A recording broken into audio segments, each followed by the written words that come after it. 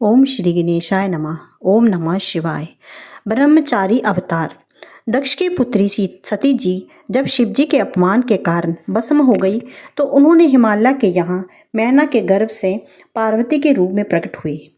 नारद जी के कहने पर शिव जी को प्राप्त करने के लिए उन्होंने कठोर तपस्या की।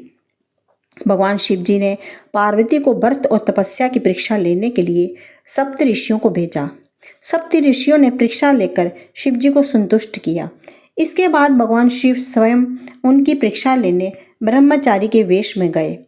पार्वती जी ने उनकी अर्धपाद से पूजा की। ब्रह्मचारी रूपी शिव जी ने उनके तप का कारण पूछा तो उन्होंने अपना सारा वृत्तांत सुनाया। इस पर ब्रह्मचारी ने कहा, मेरी समझ में तुम्हारी बात नहीं आई। भगवान शिव तो दिगंबर हैं। उनके पास एक बूढ़ा बैल है। वे चिता की भस्म शरीर पर लगाए रहते हैं। इससे तो अच्छा जी है कि तुम देवताओं में से किसी को वर्ण करने की सोचती थी। तुम जैसी अनुपम सुंदरी के लिए वे बिल्कुल भी उपयुक्त नहीं है। इस पर पार्वती जी ने ब्रह्मचारी से रुष्ट हो गई और उसके पास कुछ कहने की चेष्टा करने पर सखियों ने उसे आश्रम से निकाल देने को कहा। पूना ये कहकर उठकर जाने को तैयार हो गई कि जो व्यक्ति शिव जी की निंदा करता है वे स्वयं तो पाप का बागी होता ही है, उसके साथ साथ सुनने वाले भी पाप का बागी बनता है। पार्वती जी ने जैसे ही जाने के लिए पग बढ़ाया तो शिव जी ने असली रूप प्रकट हो गए और पार्वती जी को हाथ पकड़कर कहने लगे, आज मैं तुम्हारी तपस्या द्वारा खरीदा गया सेवक हूँ। पार्वती जी ने उनसे अपना पति बनाने की प्रार्थना की। तब शिव जी ने हिमालय चल के यहाँ बारात लेकर वैदिक रीति से पार्वती का पानी ग्रहण किया। पार्वती जी के साथ कैलाश पर सानंद निवास करने लगे। ये शिव जी के 84वें अवतार की कथा है। सुनट नर्तक अवतार। भगवान शिव पार्वती को अपनी पत्नी बनाने का वरदान देकर कैलाश पर चले गए। पार्वती भी घर चली गई। शिव जी ने इसी खुशी में महान उत्सव का आयोजन किया।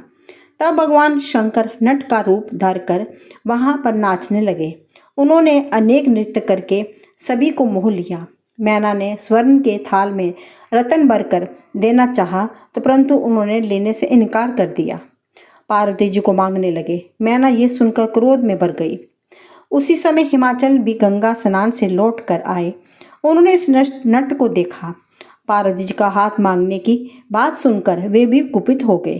तब भगवान शंकर गुप्त रूप से पार्वती से मिलकर चले गए। पुनः हिमालय तथा मैना को जी जानकर बड़ा दुख हुआ कि वे नट और कोई नहीं बल्कि भगवान शंकर थे। वे सोचने लगे कि हमें पार्वती को उन्हें दे देना चाहिए था। उनकी शिवजी में और दृढ़ भक्ति जागृत हो गई। शिव जी की ये सुनट नर्तक अवतार की कथा समस्त पाप हरण और परम गति प्रदान करने वाली है। द्विज अवतार। पार्वती जी की तपस्या के द्वारा शिव जी को प्रसन्न करके जब घर लौट आई तो हिमालय चल और मैना ने शिव जी के साथ पानी ग्रहण करने का विचार बना लिया। इस समाचार को से देवता को भारी चिंता होने लगी कि गिरिराज अपनी भक्ति द्वारा पार्वती जी को शिव जी को देने में हिमालय शिव से निर्वाण पद का प्राप्त कर लेंगे। इस प्रकार शैलराज जो रत्नों का भंडार है कहीं मुक्त हो गया तो वे पृथ्वी रत्नागर्भा नहीं कहलाएगी। ये पर्वत रूप का त्याग दिव्य रूपधारी होगा। इस भांति सोचते ही सभी देवता अपने गुरु बृहस्पति जी के पास गए। वे उनसे बोले कि आप शिव जी की निंदा करने के लिए हिमाचल के यहाँ जाइए, जिससे हिमाचल शिव की भक्ति से विरक्त होकर पार्वती का विवाह शिव जी के साथ ना करे। बृहस्पति जी ने कहा, मैं ये कार्य करने में असमर्थ हूँ। तुम चाहो तो अपना ये कार्य ब्रह्मा जी से कराओ। इस पर देवता ब्रह्मा जी के पास गए और उन्हें शिव पार्वती के विवाह के संबंध में अड़चन डालने के लिए कहा। तब पार्वती जी ने भी हिमाचल से शिव जी की निंदा करने में अपनी असमर्थता बताई और देवताओं से बोले, तुम स्वयं कैलाश पर जाकर शिव जी को प्रसन्न करके उन्हें ही हिमाचल के पास भेजिए। ये सुनकर सभी देवता कैलाश पर शिव जी के पास गए। शिव जी देवताओं को देखकर प्रसन्न हुए। वे स्वयं ही द्विज का रूप धारण कर हिमाचल के पास जाकर शिव जी के कुरूप होने आदि की निंदा करके पार्वती जी का विवाह शिव जी के साथ ना करने की सलाह देने लगे। इसके बाद लीला करने में निपुण शिवजी वहां से चले गए। तब मैना और हिमाचल की बुद्धि शिवजी से विरक्त हो गई।